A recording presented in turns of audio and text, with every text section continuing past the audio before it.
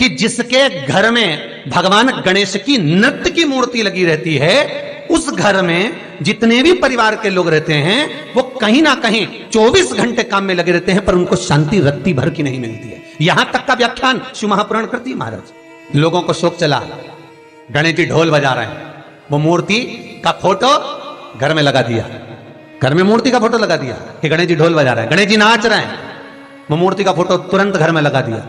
वेद व्यास जी ने कुमार खंड के अंदर वर्णन करा, यदि देवता की अपमानजनक मूर्ति या स्मरण पूजन का भाव अगर कहीं लगाया भी जाता है तो उस घर में शांति रत्ती भर की नहीं रहती है महाराज। यहां तक शिव महापुराण कहती है कि भगवान शंकर का शिवलिंग आप घर के अंदर रख सकते हो, भगवान शंकर का शिवलिंग घर में रखकर पूजन कर सकते हो, भगवान शंकर के शिवलिंग का आप स्मरण कर सकते हो, भगवान शंकर के शिवलिंग की आप पूजन कर सकते हो। पर शंकर, जब शिवपुराण खुद कह रही है कि शंकर का जो भौतिक स्वरूप है, शंकर का जो शारीरिक स्वरूप है, जैसे आप शिव महापुराण के पीछे जो बैनर देख रहे हो, इस बैनर में शंकर जी का जो स्वरूप दिखाया जा रहा है, ऐसी मूर्ति तप करने वाली, ऐसी मूर्ति आशीर्वाद देने वाली, ऐसी मूर्ति जो भगवान शंकर का मूल स्वरूप दर्शाती हो, ऐसी मूर्ति घर के अंदर नहीं रखी जाती। स्वयं शिव महापुराण करे, फिर वो मूर्ति छोटी हो चाहे बड़ी हो, फिर वो मूर्ति कितनी भी बड़ी आकृति की हो, शिव महापुराण की कथा कहती है। हां, शिवलिंग जो भगवान शंकर का एक मूल बिंदु है, भगवान शंकर का एक मूल बिंदु विराजमान है, भगवान शंकर का एक मूल बिंदु का निर्माणित है, वो शिवलिंग आप छोटे से छोटा, बड़े से बड़ा कैसा भी रख सकते हो। शंकर को एक बेलपत्र भी अगर हम समर्पित कर रहे हैं तो वो आखी हो, एक चावल का दाना भी हम शिव को दे रहे हैं तो वो आखा हो, एक पुष्प भी अगर हम भगवान शंकर को दे रहे हैं तो आखा होना चाहिए, श्रीफल भी दे रहे हैं तो आखा होना चाहिए। इसलिए शंकर जी के मंदिर में नारियल नहीं फूटता, आखा। समर्पण भी हो तो पूर्ण हो, आखा, आधा नहीं। कुएं के पास की सफेद दुर्वा, कुएं के पास की सफेद दुर्वा, यदि 41 दुर्वा प्रत्येक बुधवार को गांठ लगाकर गणेश जी को समर्पित कर कर वापिस उठाकर उस दुर्वा को खाली पेट, आपके घर में भी गणेश जी होंगे, उनको समर्पित करो, खाली पेट इस दुर्वा को केवल चबा चबा कर खा लो और आधे घंटे बाद पानी को पी लो।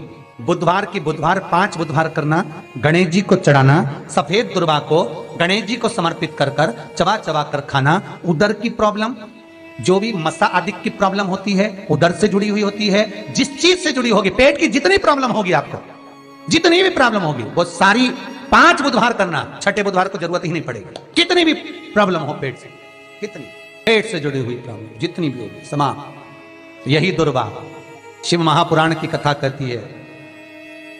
यदि पंचमी तिथि के दिन, चतुर्थी के दिन 7 गांठ वाली दुर्वा 21 ले लो और चतुर्थी के दिन गणेश जी को समर्पित कर दो। पंचमी तिथि को उस दुर्वा को उठाकर दूध में डाल दो और उस दुर्वा को दूध में डालकर उस दूध में उस दुर्वा को मल लो, और जिसके सफेद चमड़ी पड़ गई हो, चर्म रोग हो गया हो, उस दूध को उस दुर्वा के साथ, दूध नहीं भी हो तो पंचमी के दिन दुर्वा का लेपन शरीर पर कर लें। आधे घंटे तक करने पर पंचमी को प्रदोष काल में स्नान कर लें। महाराज, आपको चर्म रोग में आराम लग जाएगा, सफेद चमड़ी अपने असली रंग में आना प्रारंभ हो जाएगी। गणेश पुराण दुर्वा का महाराज 21 दुर्वा के 108 बंडल बना लो।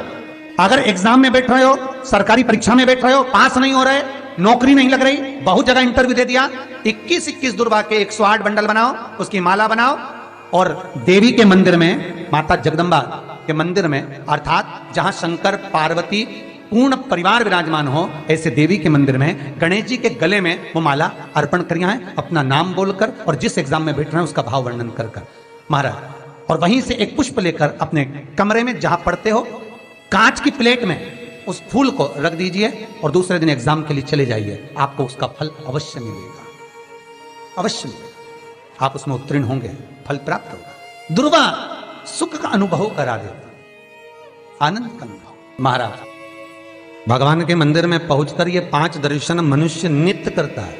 पहला भगवान के चरणों का, दूसरा भगवान के नाभि कोश का, तीसरा भगवान के वक्षस्थल का, चौथा भगवान की शिखा का और 5वां भगवान के नयन का। सबसे पहला दर्शन जब हम भगवान के मंदिर में पहुंचकर जाकर करें तो वो भगवान के चरण होना चाहिए, परमात्मा के चरण। भगवान शंकर की जो 5 पुत्रियां हैं, जया, विषहरा, सामरीवारी, दोतली और देव, भगवान शिव की जो 5 बेटियां हैं, रात्रि को सोने से पहले हाथ की अंजलि में जल लेकर जया, विषहरा, सामरीवारी, दोतली और देव, इन 5 कन्याओं का नाम लेकर आचमन कर कर जो रात्रि में विश्राम करते हैं, उनको रात भर नींद चकाचक आती है। फिर उनको कोई चिंता न करने की जरूरत नहीं पड़ती, वो मस्त आनंद में सोते, गोली खाने की भी जरूरत नहीं पड़ती उसको, गोली भी नहीं खाती।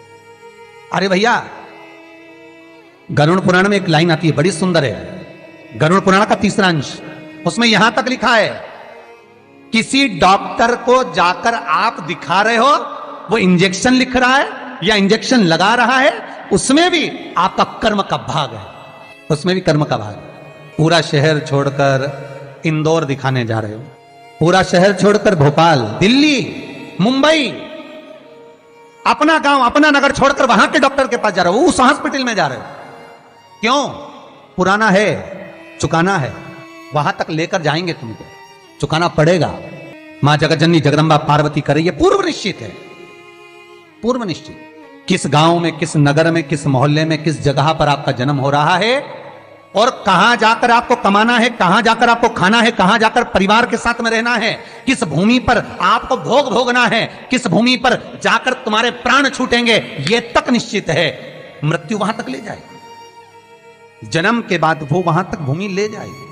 कोई कोई तो इंडिया में पैदा हुआ, विदेश में रह रहा है, भारत की भूमि पर रहने के बाद में विदेश में रह रहे हो, विदेश में कमा रहे हो, विदेश में खा रहे हो, वहां रह रहे हो, और कई विदेशी आकर यहां रह रहे हैं, क्यों? क्योंकि वहां का लिखा है अन्नदाना पानी, निश्चित है वहां मिलेगा। ये परिवार जो मिला है, ये कुटुंब जो मिला है, ये कबीला जो मिला है, ये माता पिता जो मिले हैं, ये भाई बंधु जो मिले हैं, ये सखा जो मिले हैं, ये पूर्व के निश्चित हैं। किसी का भोग कर कर तुम आ गए हो, वो तुमको मिल गया, उसको चुकाना है, किसी का कुछ ले लिया, उसको चुकाना है, ये कर्म के अनुसार चुकाने के लिए हमें मिले।